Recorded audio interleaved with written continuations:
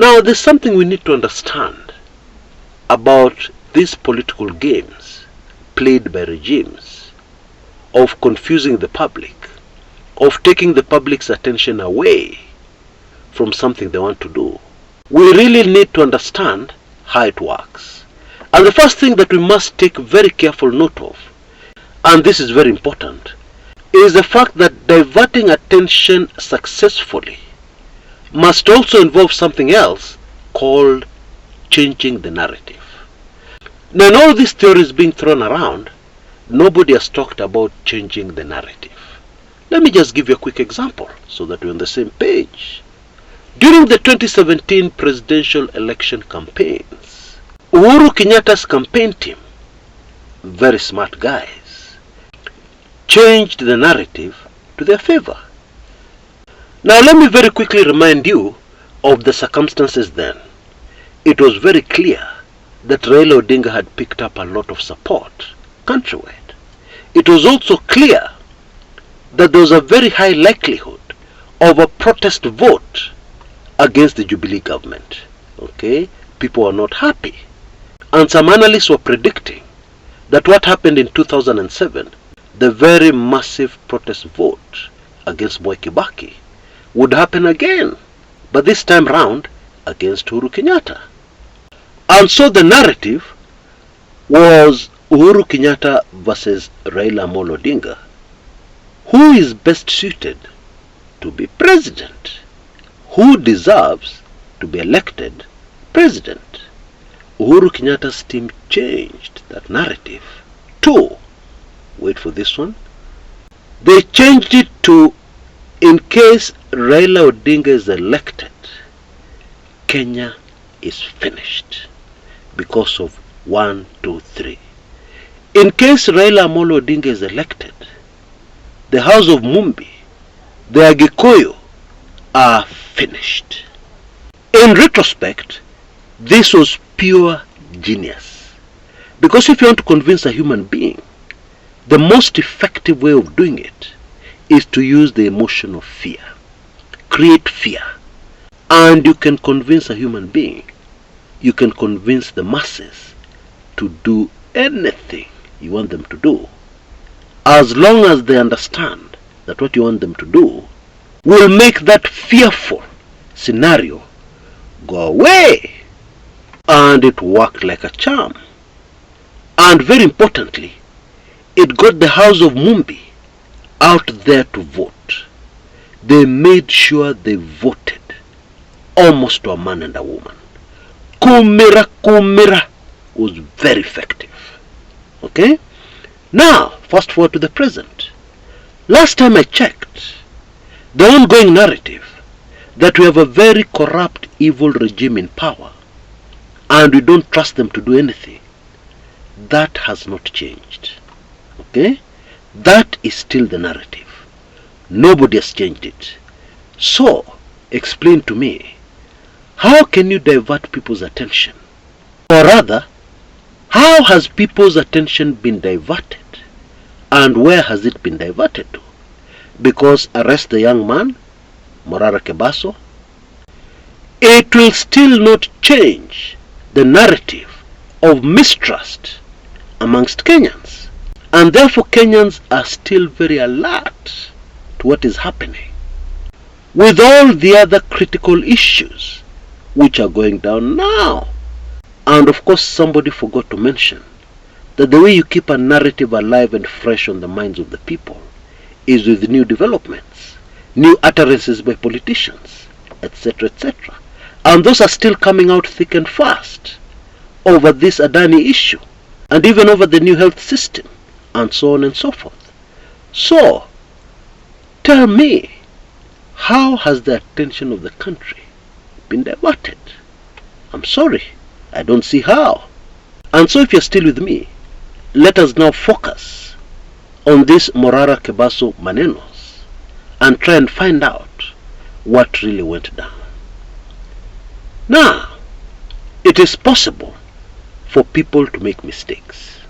And it is even more likely that somebody will make a mistake when they are under pressure. Okay? It always works. In soccer, for instance, you put pressure on a defense and they'll make a mistake and you will score. And so it is not breaking news that the regime of William Samoei Ruto is under intense pressure from all sides. Now, as I was digging deep into these manenos, doing a lot of research here and there, I kept on coming across a word, intervention, and other words similar to that word. And suddenly it clicked and things became clearer for me. Think about it. People usually intervene when somebody has created a mess, when somebody has made a mistake. And then there is an intervention. There is rarely an intervention when things are going according to plan. Okay? And so, my friends, it seems that somebody somewhere who is powerful decided huyu kijana amezidi kwenda rokota yeye. Okay? And I don't think it is a coincidence that shortly after Morara Kebaso stormed Bomet, then shortly after that his arrest followed. Okay? And then of course after this arrest, somebody even more powerful got wind of what was happening. And they frantically made calls and said, no, that is the wrong move. Please, this is not good for us. Can you stop immediately? But already somebody had been picked up. And so, this needed to be fixed. Now if you remember the chain of events, they would seem to support what we are saying. Because the young man was picked up. And then very strange, they usually picked up and then they vanish. Very strange, and it has never happened before. They were taken to a police station. Okay? You'll remember even Alfred Getera's case, the politician. He vanished, he disappeared fast. And then later on, he reappeared at a police station. Now in the case of Morara Kebaso, he was picked up and he never really disappeared. Meaning that the call must have come in as the process was kicking in. Okay? And then also remember, he was being moved from place to place. At one point we heard that he was headed to the DCI along Kiambu Road. Okay? I'm sure you get what I'm driving at. When you look at those developments very early on in this drama. And even what happened towards the end of this very dramatic development suggests exactly the same. A faulty charge sheet was presented in court. The complainant was D. Lagat. Who is DL? Who is that? Has Morara ever mentioned him? And if he has he mentioned him more than he has mentioned the other guy? William Samoei Ruto and his regime. And so it was very clear that whoever put together this charge sheet already knew it was not going to end up with a successful prosecution.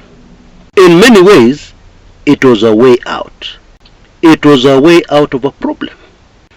It was fixing the mistake. That is really what it was. Because you just don't pick up somebody and then release them. You can imagine the embarrassment. These people are confused. What are they doing? Etc., etc.